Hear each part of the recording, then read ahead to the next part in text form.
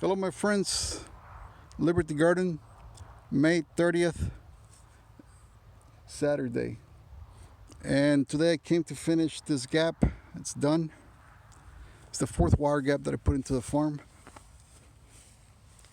And here's the mechanism that I was lacking. This is what keeps the gate tensioned. And it's a floating gate, like the other ones that I've shown you before.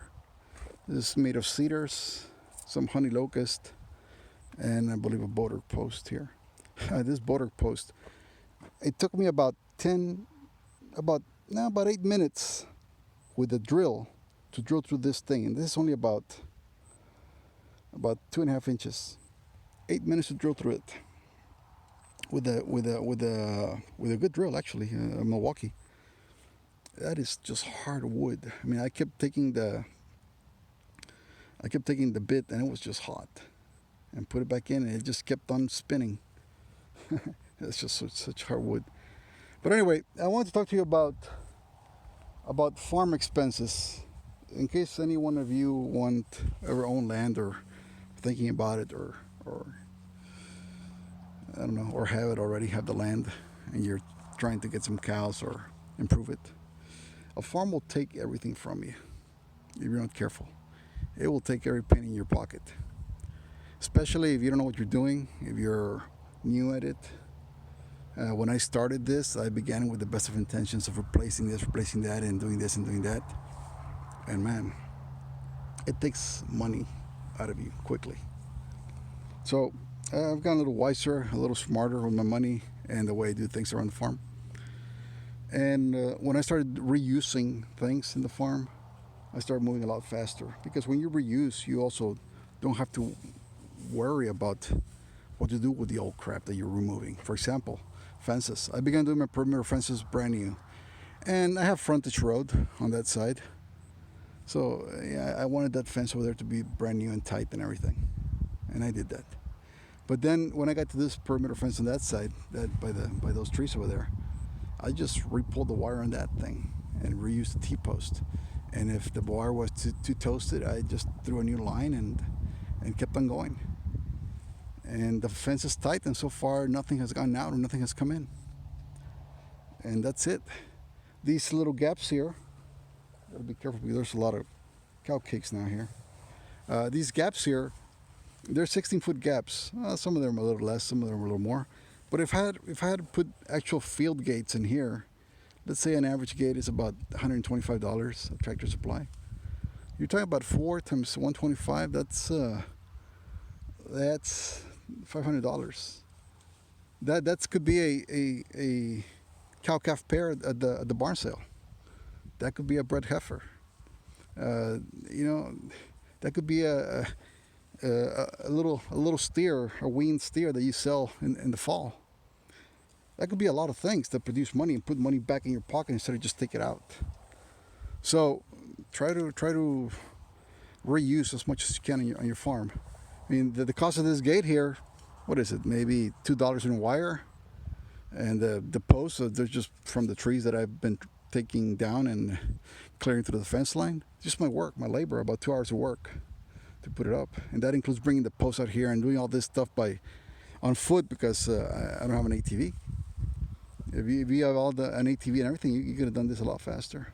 This gate back here, I found it. It was in a pile of rubble. I found this gate. I kind of walked on top of it, made it a little straight, and used it here to block the cows from going to this back field there's a fence in the back that I need to fix. It's temporary, but it's strong and it's not going anywhere. I put a T-post right there, and no cows gonna come through here. So what I'm getting at is that try to put your money into things that are gonna make you a little money as quickly as possible when you have a farm. One of the things that, I'll go back a little bit more. This pastures, when I got them, there were nothing but a bunch of weeds.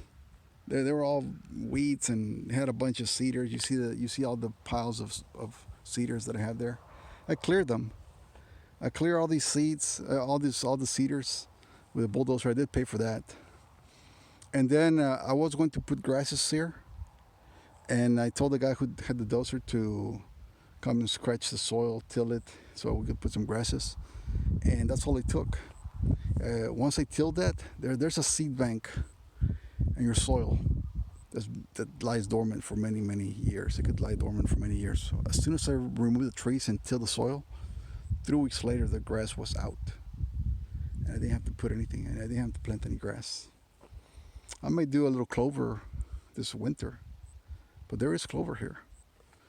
Uh, but I might just do a little extra just to accelerate to getting a little winter green for the cows.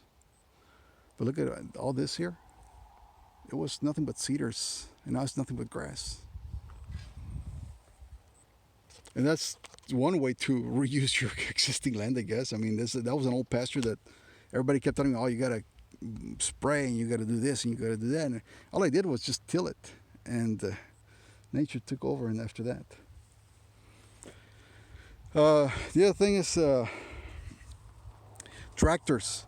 You know, if you're gonna buy a tractor, the best time to buy a tractor is the day after you sign your lease.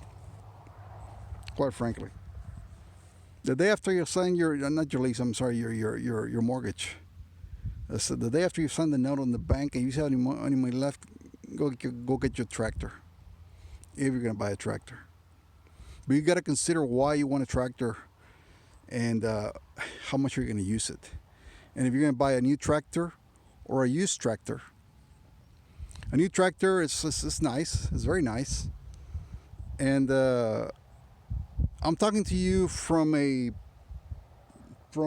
very unique position. I don't live in this place.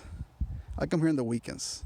Now, if you're a homesteader and you live in your property, well, yeah, you probably need a tractor. That's an absolute necessity. But for myself, I don't live here.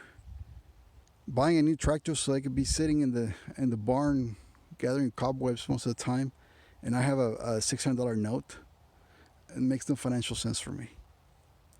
And I'll tell you, the other route you can do is you can hire somebody with a tractor, because just like a lot of farmers buy tractors and equipment, and then that equipment is just depreciating in their barns, and they got a monthly payment to do every month. Well, there's a lot of guys like that need an extra income. So you hire those guys. For example, I needed 22 posts. These posts here. I needed 22 of those. Mind you, when I first started, I was doing holes with my post hole digger by hand. These railroad ties are 8.5 feet long, and they're buried. They're out 5 feet only.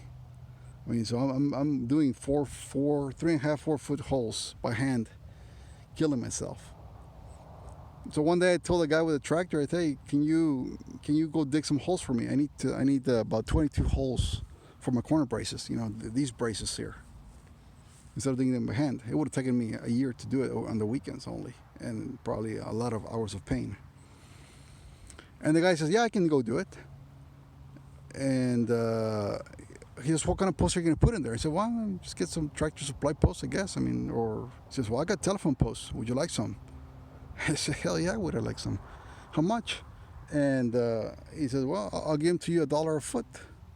Well, that's a bargain, because the $1 a foot, that's $8 for a 8-foot post. The same post that's only about 6 inches across at Tractor Supply or at the local ag store cost about $17. So of course I took him up on his word. So we came in here for $13, $5 for the hole. He charged me $5 to do a hole with a 12-bit auger, with a 12-inch auger. He charged me $13 per post, $5 for the hole, and then $8 for the post. And not only that, he could have just left the post in the front. You know, I would have been happy with that. He brought the post to each hole and just put them in the hole. Now, he didn't backfill them.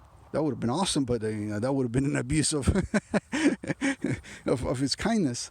But he just stuck them in there. So all I had to do was backfill the holes. It took me a day and a half to backfill all the holes, and that's it. And then I saved a lot of money. So I paid, what, 22 times 13? I don't know. It was close to $300 and something that I paid. 380, I think, something like that. And he was done in half a day. And that was it. For many months I was debating, should I buy a tractor? I got all this fence posted that I need to do, and just for that reason I was considering getting a tractor. And right now, if I had gotten a tractor, if it was a new tractor, I would still be paying a mortgage note on it, which I don't need a tractor for anything right at this point. Or if it was a used tractor, I might have to be dealing with repairs and this and that. And still, the tractor would be sitting in the barn because I don't need any more holes dug. And so you may consider, if you're gonna get a tractor, you may consider how much are you gonna need it, and can somebody else do the work for you. A lot of people say, well, you get a tractor and you can depreciate it. You get to the taxes and all this. That you can depreciate the taxes. I mean, you can take the taxes to your accountant and take them out of your income and this and that. I don't see the logic to that.